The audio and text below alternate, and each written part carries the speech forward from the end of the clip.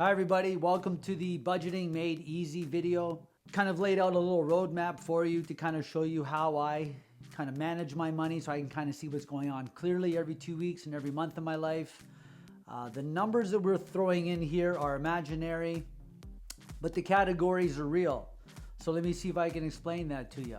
Most people, and even myself not too long ago, had their paycheck dropped in here into their checking account.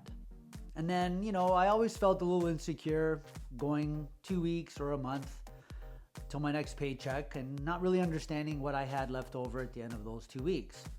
So I went down to my local bank and I said, I'd like to be able to park my money into different responsibilities. And they said that I could open up as many savings accounts as I wanted to. And as long as I carried a surplus of $100 or more in each account, I wouldn't have to pay for any of these accounts.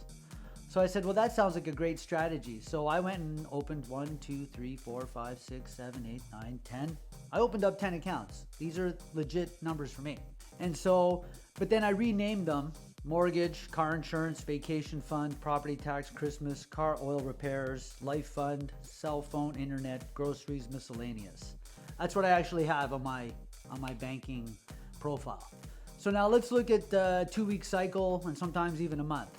So, imaginary money gets dropped in, $2,500. My mortgage is going to be $600 every 2 weeks. So now we know that we have a surplus of $1,900. I know that my car insurance is $75 a month, but I actually throw in $75 every 2 weeks.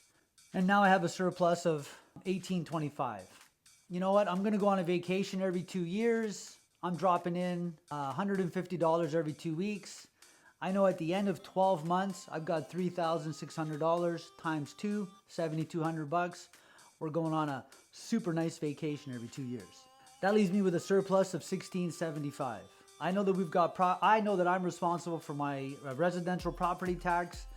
It's $60 every 2 weeks. I'm left with $1,615. Here's my Christmas fund. I put $100 into that every 2 weeks. 12 months later, I've got $2,400. I got no problems. I'm going on a nice little Christmas shopping spree every year. I now know that I'm down to $1,515. I drive a 2013 Caravan, which I call the poor man's pickup. No disrespect. I love the thing. It's versatile. Camping, building materials, carrying more than 4 people in your vehicle. But I got to repair it. So every 2 weeks, I'm dropping $100 in there, and it's just gonna keep piling up until most of the time their oil changes. But hey, every once in a while, you got to do some extra stuff to it. Boom! I've got money on hand. I now know that I'm down to $1,415. I put $150 every 2 weeks into a life fund. You just never know, and that is something that you just keep saving till the end of time. So this does slowly pile up. But I know that I'm down to $1,265. I've got a pretty ugly cell phone and internet bill living here in Canada. I think we're one of the highest countries in the world with ridiculous rates. Mr. Cell Phone Company, if you're watching, $250 a month. I got to deal with that. So I've got a surplus of $1,015. Groceries, on the average, all day long, $300, if not more, dollars a week. So I put $300 away into my grocery fund. That leaves me with a surplus of $715. And then there's miscellaneous.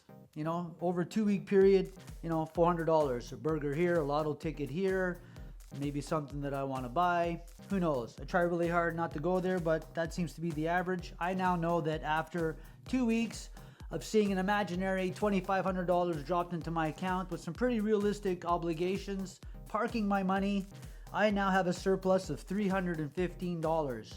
Now, you have 2 choices with this strategy.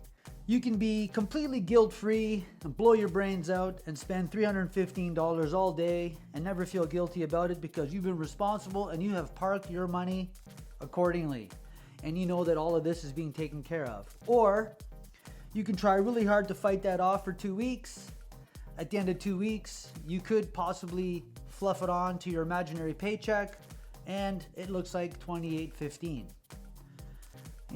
I don't know what that number is for me at the end of the month, but there is something there. I try really hard not to destroy it because I do like to fluff it up into my imaginary paycheck.